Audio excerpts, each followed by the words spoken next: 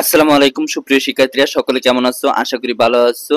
তো SSC board challenge যারা করেছিল 2024 সালে, তো পাস বা গ্রেড পরিবর্তন এসএমএস আসছে, কিন্তু মার্কশিট পরিবর্তন হয়নি। অনেকেই আমাকে কমেন্ট করেছো, সেই কমেন্টের উপর ডিপেন্ড করে কিন্তু আজকের এই ভিডিওটা। তো মূল টপিকে চলে যাওয়ার আগে একটি রিকোয়েস্ট থাকবে, যারা এখনো নতুন অবশ্যই চ্যানেলটি সাবস্ক্রাইব করে পাশে দেওয়া বেল আইকনটি বাজিয়ে দাও।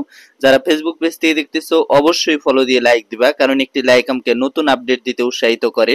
তো শুরু করা যাক। দেখো, অনেকেরই এসএমএস আসছে যে আমার পাস হয়েছে, অনেকেরই গ্রেড পরিবর্তন হয়েছে, অর্থাৎ আগেও পাস ছিল বাট গ্রেড পরিবর্তনের জন্য শুধু বোর্ড চ্যালেঞ্জ করেছে। তো ওই সব শিক্ষার্থীদের আমি বলবো যে ওরা বলতেছে যে এখন আমাদের করণীয় কি, আমরা এখন কি করব।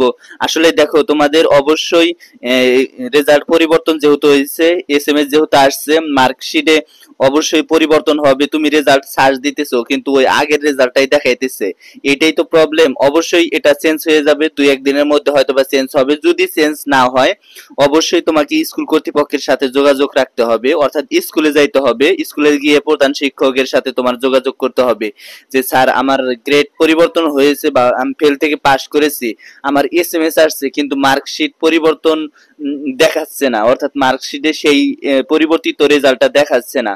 সেক্ষেত্রে আমি কি করব? অবশ্যই সেটা দেখাবে দুই একদিন গেলে, যখন স্কুল বোর্ড কর্তৃপক্ষ স্কুলে মার্কশিট পাঠায়, অর্থাৎ নতুন যে মার্কশিট পাঠায়, সেখানে অবশ্যই তোমার নতুন রেজাল্ট থাকবে, তোমার পাস আসবে।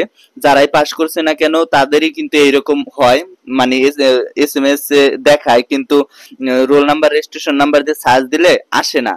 তখন কি হয়, যখন স্কুল কর্তৃপক্ষের কাছে যায় তখন দেখে যে মার্কশিটে ঠিকই আছে, পাস করছে, সবকিছু ঠিক আছে, গ্রেডও পরিবর্তন হয়েছে।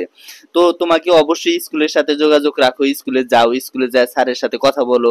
এখনই যেহেতু তোমার পরিবর্তন হয়েছে, এখনই তোমার স্কুলে যাওয়া দরকার যে স্যার, আমার রেজাল্ট পরিবর্তন হয়েছে, এখন আমি কি করব, এখন তো আমার পরিবর্তন দেখাচ্ছে না।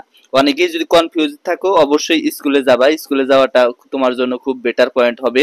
আমার বন্ধুরে এরকম হয়েছিল, আমি যখন এসএসসি পরীক্ষা দিয়েছিলাম তখন আমার বন্ধু 0.4 পেয়েছিল, অর্থাৎ তখন কিন্তু গ্রেড পয়েন্টে ফেল যদি আসতো তাও নাম্বার কত পাইছে তখন দেখাইতো, কিন্তু এখন কিন্তু ওই সিস্টেমটা সম্পূর্ণ উঠে দিছে। এখন যারাই ফেল করুক না কেন তাদের কিন্তু নাম্বারটা দেখায় না, কিন্তু ওই সময় আমার বন্ধুর নাম্বারটা দেখাইছিল, দিবে 40, দিছে 0.4। তাহলে অনেকটা কিন্তু ডিফারেন্স করছে। সেক্ষেত্রে বোর্ড চ্যালেঞ্জ করতে বলছিলাম, সে বোর্ড চ্যালেঞ্জ করেছিল, পরে ওই বোর্ড চ্যালেঞ্জে তার আবার 40 আসছে, নাম্বারটা 40 আসছে, পাস আসছে। পরে আমরা রোল রেজিস্ট্রেশন নাম্বার দিয়ে সার্চ দিলাম, দেখি আসে না। পরবর্তীতে স্যারের সাথে কথা বললাম এবং স্যার বলল যে মার্কশিটে এটা আসবে। পরবর্তীতে যখন মার্কশিট আসলো তখন দেখলাম যে তার রেজাল্টটা পরিবর্তন হয়ে নতুন রেজাল্ট হয়েছে। তো এই ছিল আজকের ভিডিওটা। সামনে কোন আপডেট চাও অবশ্যই কমেন্ট বক্সে জানাও।